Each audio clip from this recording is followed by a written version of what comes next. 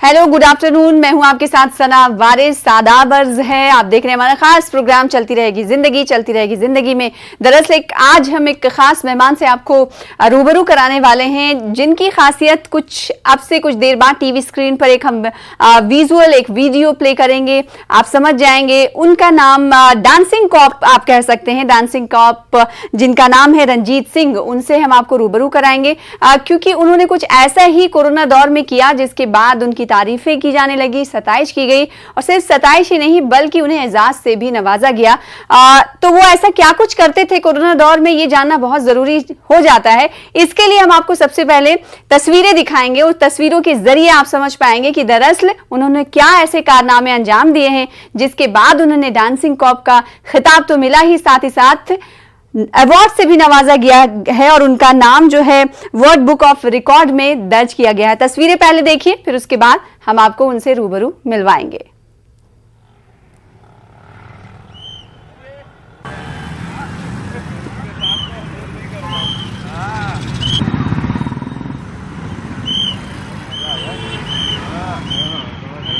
कर ही नहीं पाए वो।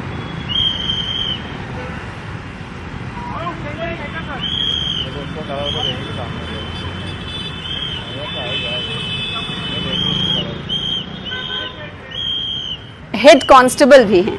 हेड कांस्टेबल की तस्वीरें टीवी स्क्रीन पर आप साथ में देख रहे हैं। ये वायरल हुआ था वीडियो खूब, जिसे हमने कोरोना के दौरान देखा था। ये तमाम पुलिस एहलकार लोगों को, खासकर हेड कांस्टेबल रंजीत सिंह, लोगों को बेदार करते हुए नजर आए। उनके साथ एक खातून पुलिस एहलकार भी हैं जिनका वीडियो सोशल मीडिया पर खूब छाया रहा, और साथ ही ये अपने डांसिंग के जरिए लोगों को बेदार करते हुए नजर आया, जिसके बाद इन्हें एक लक़ब भी दे दिया गया, डांसिंग कॉप। और साथ ही साथ ये तस्वीर जो आप देख रही हैं इंदौर की है, और इंदौर के ट्रैफिक पुलिस में इस वक्त कार्यरत हैं हेड कांस्टेबल रंजीत सिंह, जिनसे हम मधु कराएंगे आपको। इसके अलावा हम आपको बता दें कि एक खास मेहमान भी हमारे दरमियान होते हैं, डॉक्टर साहब, जिन से हम पूछने की कोशिश करते हैं कि इस वक्त हमारा इंडिया, हमारा हिंदुस्तान कोरोना के हवाले से कहां पर खड़ा हुआ है, और जो इस वक्त बेदारी मुहिम चल रही है वैक्सीनेशन के हवाले से जो इक़दामात उठाए जा रहे हैं, क्या वो काफ़ी हैं। और साथ ही इस वक्त हम जान रहे हैं कि फीवर, मलेरिया, डेंगू से लोग परेशान हैं, बेड्स की किल्लत है, इंतज़ामिया की पर सवाल भी खड़े हो रहे हैं। तो वालिदैन किस हद तक इस हवाले से अपने बच्चों को हिफाजत में रखें। साथ ही ये सवाल ये उठ रहा है कि जैसे जैसे स्कूल खुल रहे हैं वैसे वैसे वालिदैन की तशवीश में भी इजाफा होता हुआ दिखाई दे रहा है, क्योंकि कोरोना के केसेस रोजाना 30,000 तक ही रिकॉर्ड किए जा रहे हैं। हालांकि ये भी तादाद इसकी ज्यादा है। दो खास मेहमान विंडो में आप देख पा रहे हैं। एक डॉक्टर मूलचंद साहब हैं जो कि ऑर्थोपेडिक सर्जन हैं। आपका वेलकम करते हैं सद वक्त देने के लिए न्यूज़ 18 उर्दू को। साथ ही साथ एक खास शख्सियत जिनकी मैं बात कर रही थी, जिन्हें डांसिंग कॉप से जाना जाता है, रंजीत सिंह साहब, जो कि हेड कांस्टेबल हैं ट्रैफिक पुलिस इंदौर के। आपका भी वेलकम है, बहुत बहुत शुक्रिया। आप न्यूज़ 18 उर्दू को आपने टाइम दिया, वक्त दिया अपने बिजी स्केड्यूल में से। रंजीत सिंह, आपसे हम सवाल सबसे पहले ये करना चाहेंगे। हमने इब्तदाई तौर पर विजुअल्स जो हैं, तस्वीरें जो हैं आपकी, वो व्यूवर्स को दिखा रही हैं और उन्हें उनकी याद भी ताज़ा हो गई होगी, क्योंकि ये सोशल मीडिया पर ये वीडियो खूब वायरल हुआ था। तो क्या ये कोरोना दौर में ही आप लोगों ने डांसिंग का नया तरीका अपनाया लोगों को बेदार करने का, या फिर इंदौर ट्रैफिक पुलिस पहले से ही ऐसा ही कुछ कारनामा करती आ रही थी जो हम लोगों को पता नहीं चल पाया, वो कोरोना दौर में ही निखर कर सामने आया? नहीं, देखिए, जो वीडियो आप देख रहे हैं, मुझे नहीं पता आपने कौन सा वीडियो देखा, मगर लास्ट 14 ईयर से मैं काम कर रहा हूँ। लास्ट 14 ईयर से मैं डांस कर रहा हूँ और मेरे बहुत सारे वीडियोस आपको YouTube पे देखने को मिल जाएंगे। तो 14 साल पहले ये मैंने शुरू किया था। अच्छा। लोग ट्रैफिक सेंस को जगाने के लिए, लोगों को ट्रैफिक सिग्नल दिखाने के लिए और ट्रैफिक रूल्स को फॉलो कराने के लिए, कुछ इनोवेटिव तरीके लाने के लिए, ताकि उनका ध्यान पुलिस वालों पर, वहाँ के ट्रैफिक सिग्नल्स पर पड़े, वहाँ के रूल्स पे पड़े। उस वजह से हम लोग काफी वर्क कर रहे थे।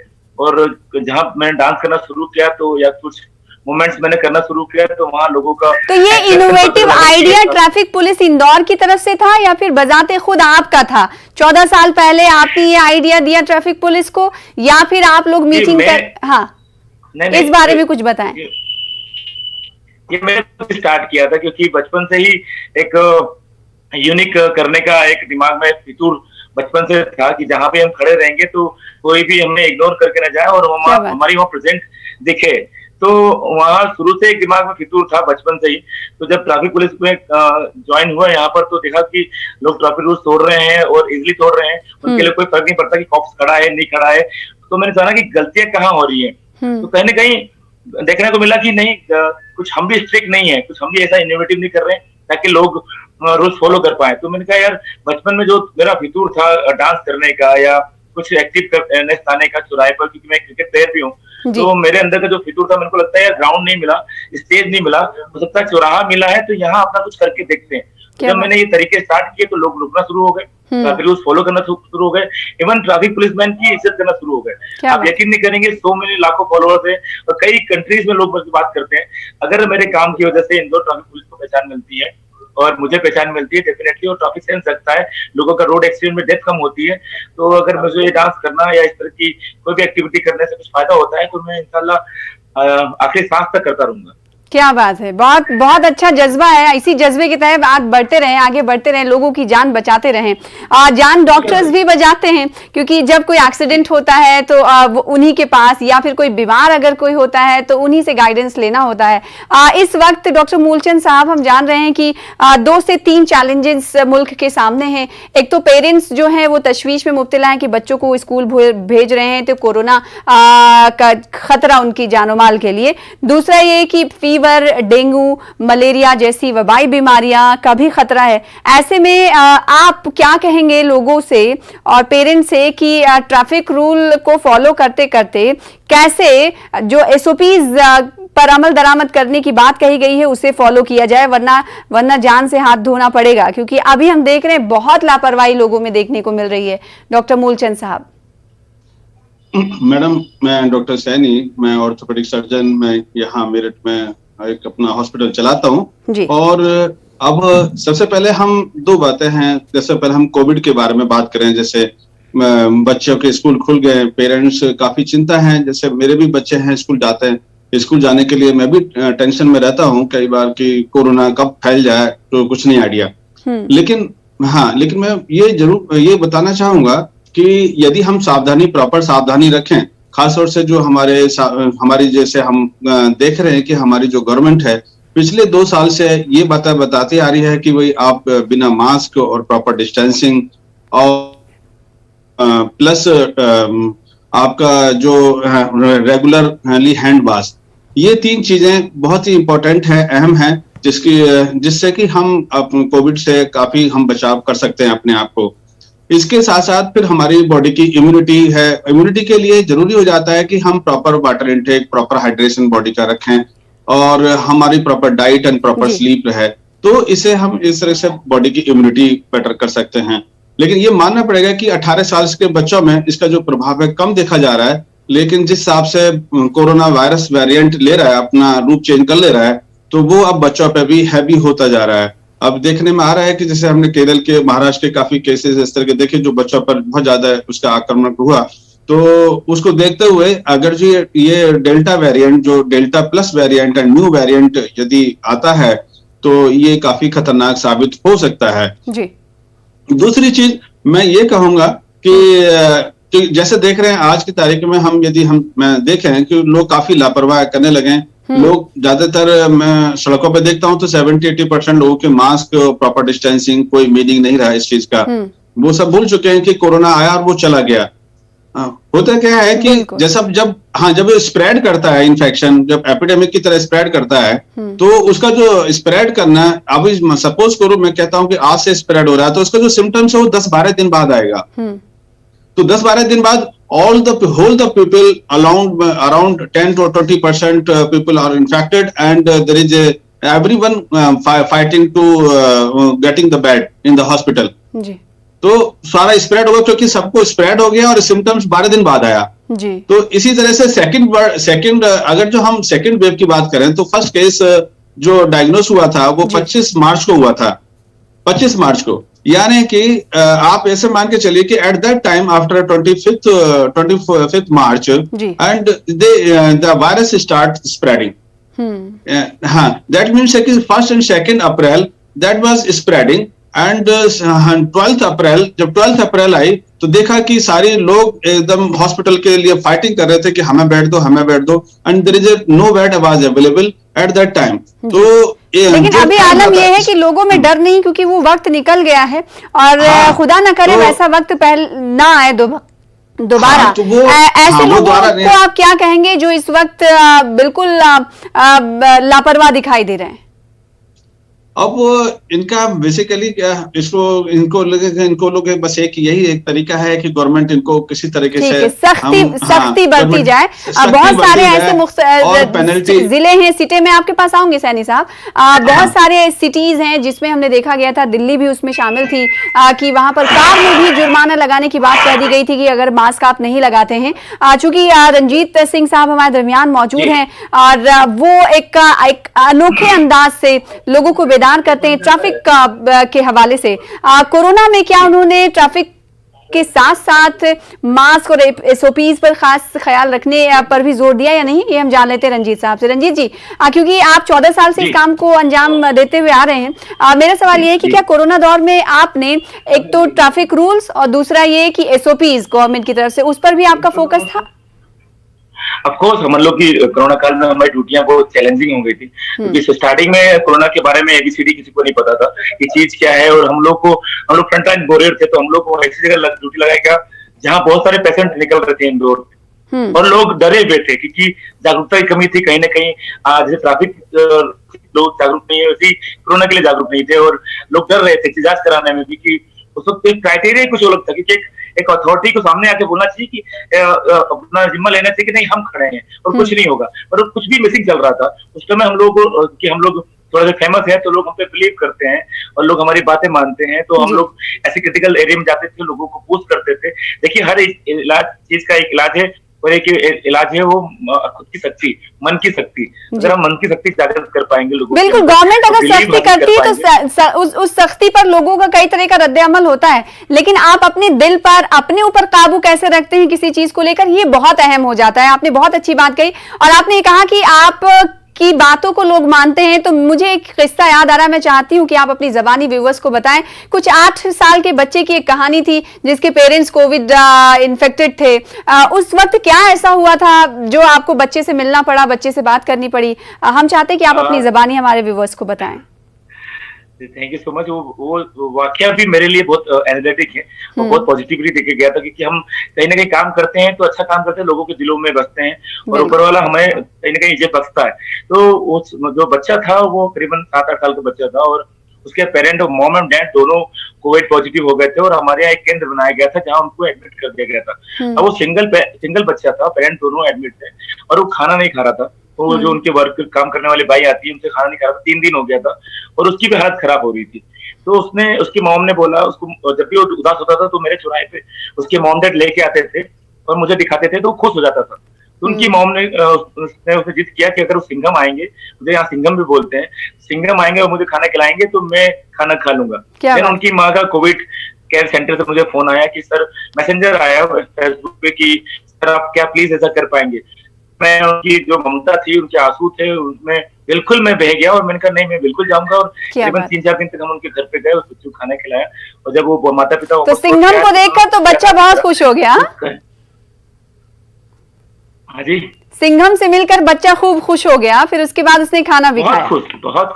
बहुत खुश तो खाना भी खाया। 3-4 दिन तक मैं कंटिन्यू उनके घर खाना लेके जाता रहा और बच्चे को खाना खिलाता रहा, और जब उनके पेरेंट्स आए तो उन्होंने शुक्रिया अदा करा।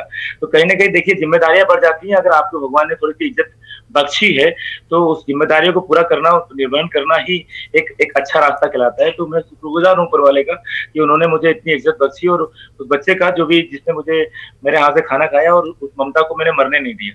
क्या बात है, बहुत बड़ी बात आपने कही, ममता को मरने नहीं दिया। और ऐसे ही साथ जब मिलकर चलते हैं तो ऐसी जिंदगी चलती रहती है। इसीलिए हमारे इस शो का नाम है चलती रहेगी जिंदगी। जिंदगी कभी नहीं रुकती है, चाहे परेशानियां हो, खुशियां हो, थोड़े से वक्त के लिए तमाम चीजें आती हैं, आपको एक सबक देकर चली जाती हैं। इसी दौरान हमने कोरोना दौर में देखा था कि मेंटल स्ट्रेस, आर्थिक तौर पर, इकोनॉमिक, फाइनेंशियली लोग परेशान थे, या फिर किसी बीमारी की वजह से से मेंटली डिस्टर्ब थे।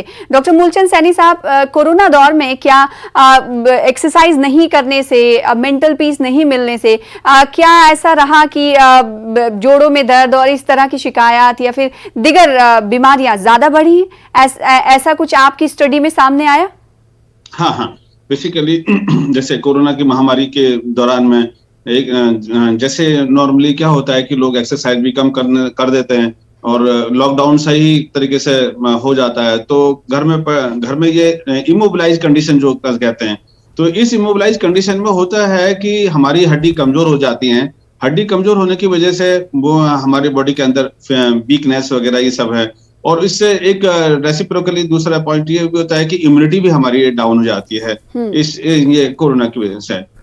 तो ये जो हमारे कोरोना के साथ साथ हमारी कोमॉर्बिडिटी कहा जाए कि कोमॉर्बिडिटी कंडीशन, जैसे डायबिटीज है तो डायबिटीज भी का भी लेवल, क्योंकि लैक ऑफ फिजिकल एक्सरसाइज रहेगी तो डायबिटीज, शुगर है, हाइपरटेंशन है, वो भी डिटोरिएट कर जाते हैं। तो जैसे सीओपीडी पेशेंट होते हैं, जो कार्डियोपल्मोनरी वाले पेशेंट होते हैं, वो भी डिटोरिएट कर जाते हैं। तो उनसे ये कोमॉर्बिडिटी की वजह से भी ये कोरोना ज्यादा एग्रेसिव हो जाता है।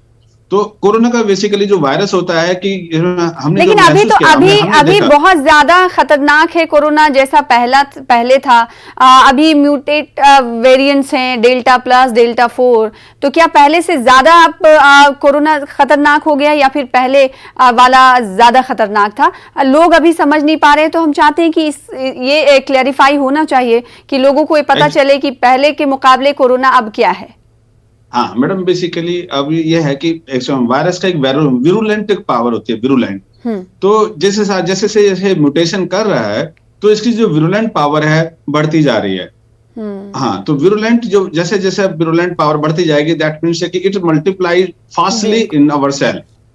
It multiply fastly in our cell, our immunity will not detect और दैट विल मल्टीप्लाई रैपिडली।